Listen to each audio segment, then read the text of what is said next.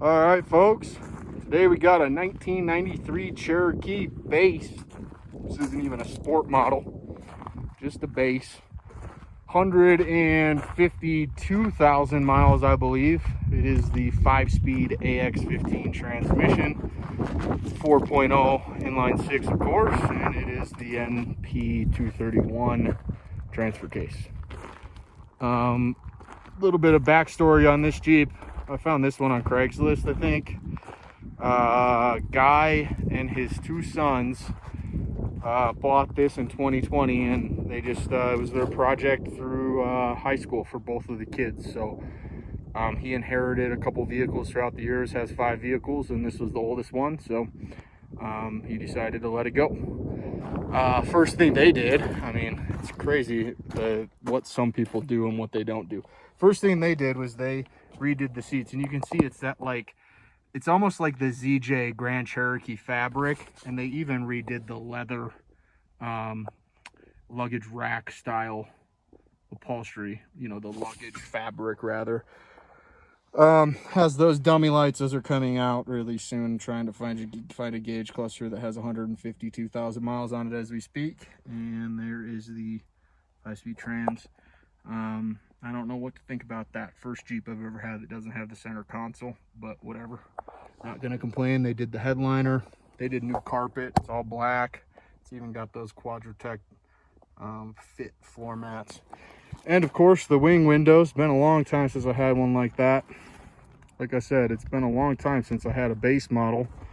And a while since a 93. 93 is an odd year. I think I've had a couple Cherokee Countries. I think I had a sport model. Trying to think. Yeah, I think I had a red and tan 93 Country, and it was decked out with the upcountry package, all that. So yeah, this one's pretty base. Clear coat's completely gone. Roof, it's gone. Hood, it's working its way gone. But why I like this one is because this is the first one where I got it home. I went and looked at it a couple days ago, but this is the first one where I got it home and just had a really small list of stuff. Typically, it takes me a couple days to get these Jeeps where this one is now. You know, all the fluids have been changed. I'll probably do an oil change tomorrow, but majority of those fluids have been changed. Spark plugs have been changed, wires have been changed, water pump's been changed, radiator's been changed, exhaust and cat, the muffler and cat have been changed. The rear shocks on this hatch have been changed. They just really went through this thing, and honestly they did some stuff and they didn't do some stuff, and we'll get to that in a minute. But like I said, this is prime example of one that I'll get looking real nice. I don't know if I'm going to do paint on it, but I think I'm going to put a 3-inch lift on this one. It does have in the back, it's got some newer wheels there, so I'm looking forward to getting those on, because these hubcaps, center caps are in really good shape. That's a brand new one. Maybe I could just go around and find some unused spares, do that. But I don't really know. I don't think there's much different from 91 to 94. 95, 96 was that changeover year. 96 in particular is funky. You can get some things, but you can't get it, and kind of funky year. But 93, it does have the ABS, the good ABS too. I've never had a problem with this particular ABS system. Trying to think of what other goodies it has. It is a base model, so you know, I don't even think it has cruise control. Wouldn't be surprised. No, it does not have cruise control. But all manual stuff, which I like. I like not having to worry about, you know, all the electronics going bad in those doors. I know how that goes with the wiring going bad down there, where it goes into the door from the panel up front. So yeah, today got this thing home around noon, went back to work for a bit, and then got working on it around 1, 2 o'clock. like I said, it was a small list of things. It wasn't a lot. And yeah, I think this thing's good. A couple major things right off the bat that I didn't like. Number one thing is it doesn't have an E-fan. This is one of the only cases where I'm happy that he said they went with a 185 degree thermostat. Because if they had that 195 degree thermostat in here and no E-fan, this thing would have been overheating, especially with those stupid dummy lights. I hate those dummy lights. But he said that the light came on once, they pulled over, and he said that was a couple weeks ago. And I can tell, you know, I just washed the engine bay, but I could tell that these top hoses got really pressurized, and it might have overheated a little bit. But one way you can tell is right here, this plastic harness connector. If you look on where that mounts to the head bolts, if it's been really cooked, this will actually start to melt. And I didn't see any signs of that, so I just went ahead and did a valve cover gasket. There's a massive leak. It was original valve cover gasket. There's a massive leak at the end. I tried to clean up the intake manifold a little bit, but you know, this one's not a mint condition, you know, low mileage survivor, so I'm not really going too crazy with this one. Did get rid of that heater control valve, as you can see. Did a new upper radiator hose, did new heater hoses, cleaned the throttle body, and I did find a vacuum leak on the line here that runs up into the front bumper area. That leak is right in there somewhere. I could hear it hissing. As soon as I plugged it, it started running a lot better, of course. And then, you know, you got to remember when you do that heater control valve delete, that you cap that end there that goes into the bottom of that heater control valve, or you have a vacuum leak.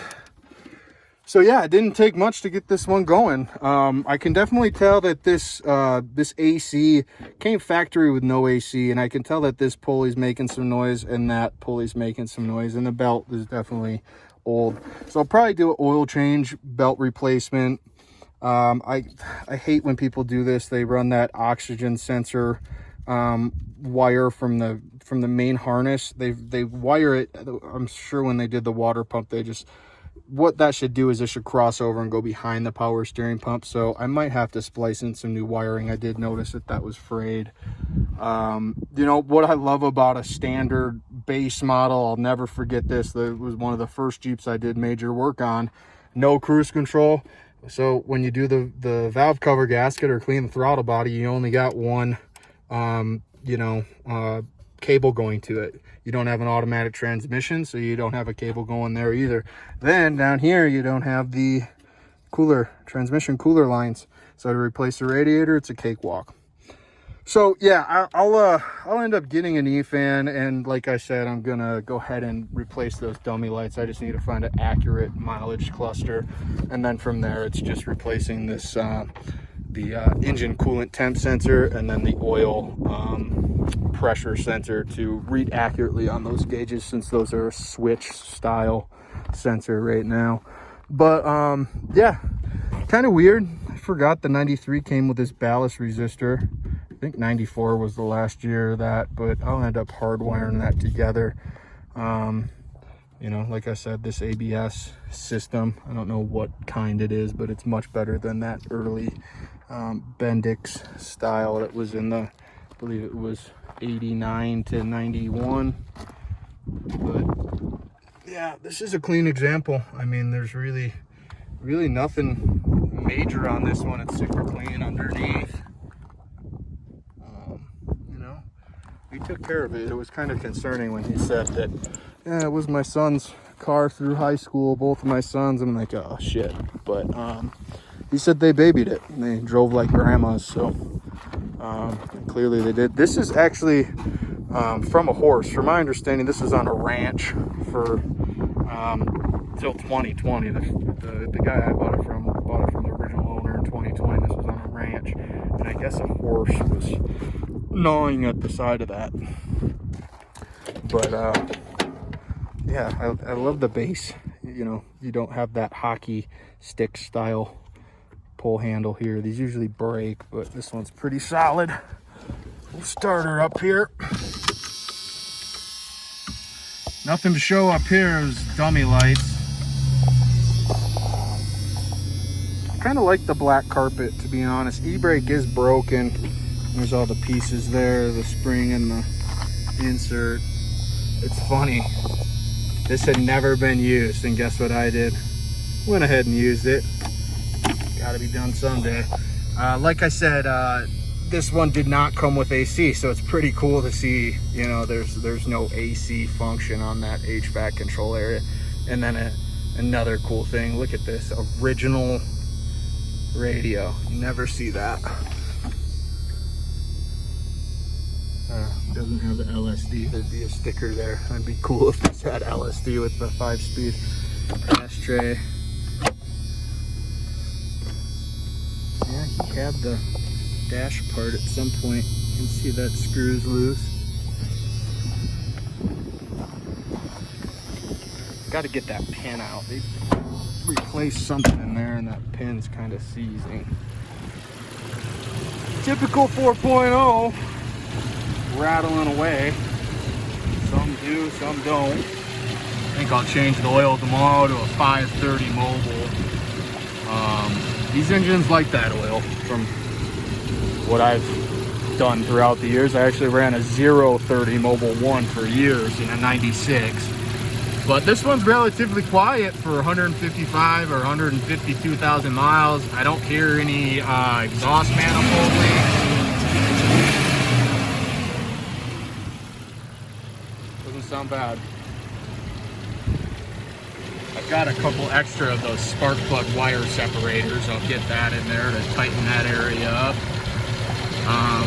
Really, I don't know what I'm gonna all do on this one, to be honest. It's where I usually get them. It takes me a month or so, at least a week, to get them to this point. So I'll just keep plugging away on this one, and we'll see how long I keep it for. Maybe someone makes me an offer on it and you get rid of it and move on to the next one, but kind of like it. Maybe I'll keep it around for a couple weeks or something. I don't know, a couple months. But yeah, that's it. 1993 base model Cherokee. 150,000 miles, running good.